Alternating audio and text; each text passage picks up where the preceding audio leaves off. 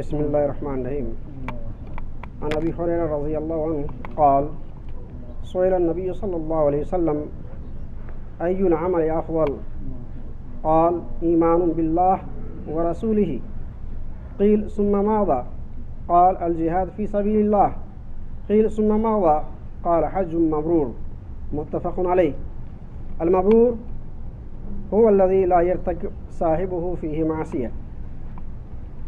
وعنه قال سمعت رسول الله صلى الله عليه وسلم يقول من حج فلم يرفث ولم يفسق رجع كيوم ولدته أمه. متفق عليه. وعنه أن رسول الله صلى الله عليه وسلم قال العمرة إلى العمرة كفارة لما بينهما والحج المبرور ليس له جزاء إلا الجنة. متفق عليه. انتهى. ترجمہ و تشریح. حضرت ابو ہریرہ رضی اللہ عنہ سے روایت ہے کہ نبی کریم صلی اللہ علیہ وسلم سے پوچھا گیا کون سا عمل افضل ہے. آپ صلی اللہ علیہ وسلم نے فرمایا اللہ اس کے رسول پر ایمان لانا. پھر پوچھا گیا پھر کون سا؟ آپ صلی اللہ علیہ وسلم نے جواب دیا اللہ کی راہ میں جہاد کرنا. پوچھا گیا پھر کون سا عمل؟ آپ صلی اللہ علیہ وسلم نے ارشاد فرمایا حج مبرور. مبرور کا مطلب یہ ہے کہ وہ حج جس میں حاجی اللہ کی نافرمانی کا ارتکاب نہ کرے. فوائد.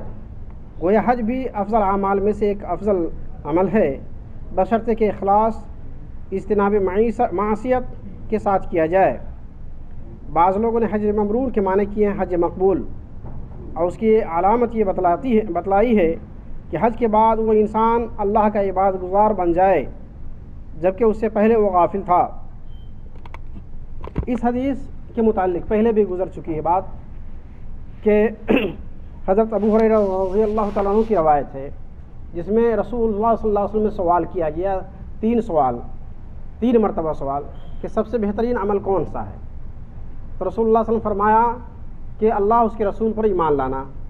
پھر پوچھا گیا کہ اس کے بعد کون سا بہترین عمل ہے. تو رسول اللہ صلی اللہ علیہ وسلم فرمایا کہ جہاد فی سبیل اللہ. پھر سوال کیا گیا اس کے بعد کون سا افضل ترین عمل ہے. تو رسول اللہ صلی اللہ علیہ وسلم فرمایا حج مبرور، وہ حج جو مکمل اللہ تبارک و تعالیٰ قبول فرما لے. مبرور کے معنی جیسا کہ انہوں نے فرمایا کہ وہ حاجی جو حج کے دوران کوئی غلطی نہ کرے، کوئی معصیت کا ارتکاب نہ کرے اور نہ کوئی اللہ کی نافرمانی کرے، چاہے احرام کے واسطے سے ہو یا وقوف کے واسطے یا رمی جمرات کے موقع سے ہو، یعنی کوئی موقع سے غلطیاں نہ کرتا ہو. حج کے واجبات، اس کے سنن، اس کے فرائض، اس کے مستحبات، سارے چیزوں پر عمل کرتا ہو. حج کی شرائط کیا ہے، حج کے ارکان کیا ہیں، حج کے مستحبات کیا ہے، حج کے منہیات اور اس کے ممنوعات کیا ہیں، یہ ساری چیز اس کو معلوم ہو اور اس کے مطابق وہ حج کرتا ہو.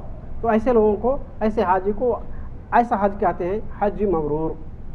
اور دوسری روایت جو ابھی پڑھی گئی حضرت ابو ہریرہ رضی اللہ تعالیٰ عنہ سے روایت ہے کہ رسول اللہ صلی اللہ علیہ وسلم سے کہتے ہوئے سنا.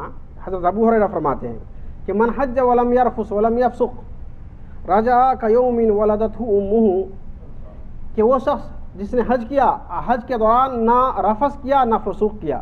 دونوں کی تشریح بتاتا ہوں. رفث اور فسوق کی تفسیر ابھی بتا رہا ہوں کہ جس نے نہ رفث کیا نہ فسق کیا، گویا وہ ایسے ہی واپس آیا جیسے کہ اس کی ماں نے آج ہی اس کو پیدا کیا ہو.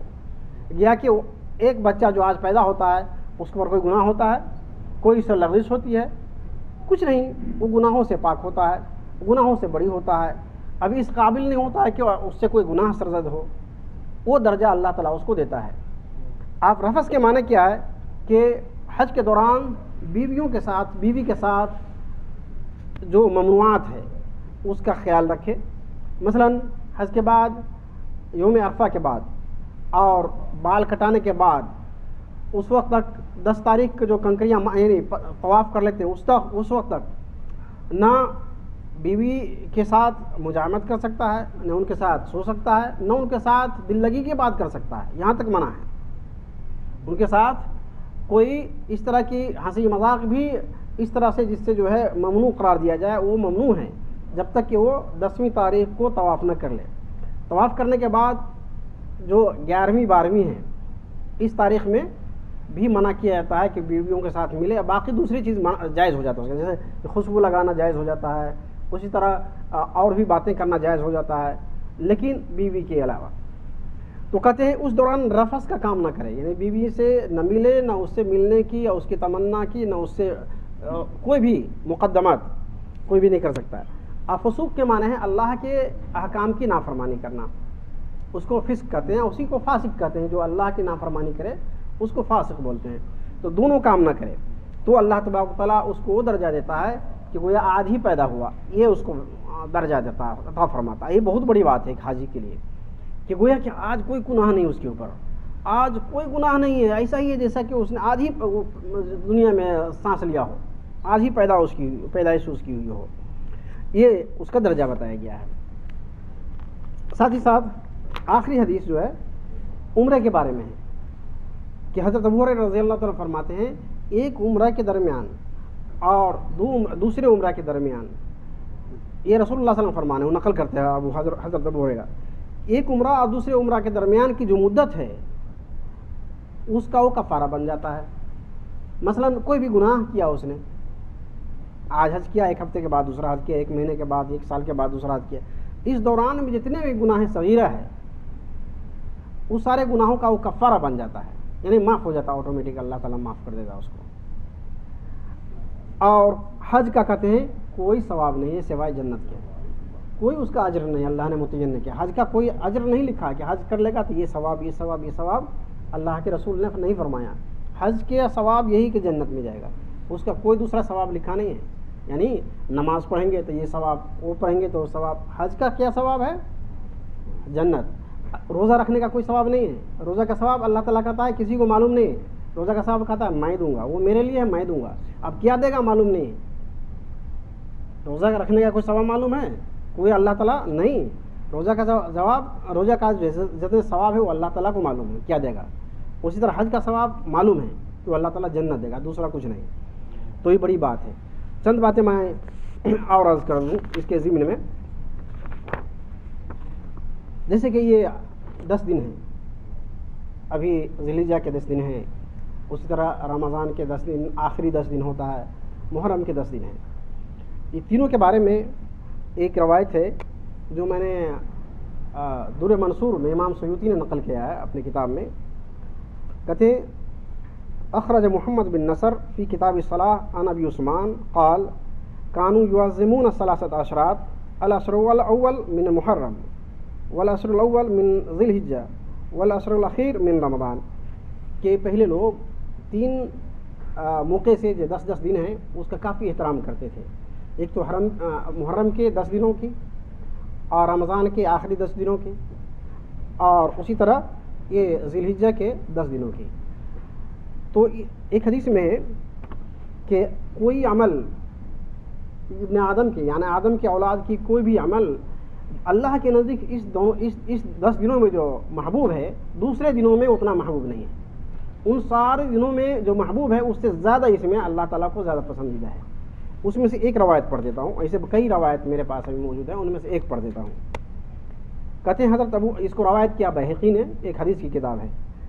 عن ابی ہریرہ قال قال رسول اللہ صلی اللہ علیہ وسلم ما من ایام من ایام الدنیا العمل فيها احب الى الله من ان يتعبد له فيها من ایام العشر یادو صیام كل يوم منها بصيام سنة وقيام كل ليلة بقيام ليلة القدر.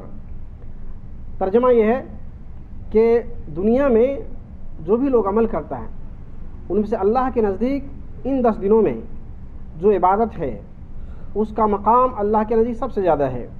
کہتے جو لوگ ایک دن روزہ رکھتا ہے تو اللہ تعالیٰ ایک سال روزے رکھنے کا ثواب دیتا ہے، اور ایک رات قیام کرتا ہے تو اس کو لیلۃ القدر کے قیام کا ثواب دیتا ہے. ایک ہی روایت میں نے کہ میرے پاس کئی ہے مگر ایک پڑھا. بہرحال اس دوران لوگ پڑھتے ہیں کہ تسبیحات تحلیلات زیادہ کرنا چاہیے، جیسے اللہ اکبر اللہ اکبر لا حول ولا قوت الا باللہ، اس طرح کے الفاظ زیادہ دہرانا چاہیے. اور کوئی بھی تسبیح ہو اور تحلیل، شاید اس کے علاوہ کچھ اور بھی ہے. کیا ہے اسلم بھائی، آپ کو یاد ہے؟ اللہ اکبر اللہ اکبر لا الہ الا اللہ واللہ اکبر اللہ اکبر للہ الحمد. اس طرح کی تسبیح جو ہے اکثر موقع سے پڑھیے. اور پھر 8-10 تاریخ کے 9ویں تاریخ سے تو پھر باضابطے ایام تشریق شروع ہوگا، جس میں امام ہر نماز کے بعد پڑھیں گے 13 تاریخ تک. اور ابھی سے ہم لوگوں کو اختیار ہے زیادہ سے زیادہ نیک کام کرنے کے لیے. یہ اچھے دن ہیں، یہ دن کر جائیں گے پھر نہیں ملیں گے، 1 سال کے بعد آئیں گے. بھلا جو بھی ہو سکے ہم اپنی طرف سے کرنا چاہیے اس کام کو. بہرحال اتنی باتوں پر میں ختم کرتا ہوں. اور اگر آپ کو اور بھی بات کچھ پوچھنا ہو، سوالات ہو، تو انشاءاللہ میں اس کا جواب دوں گا. اور ابھی آج کے لیے اتنا ہی. وآخر دعوانا الحمدللہ رب العالمین.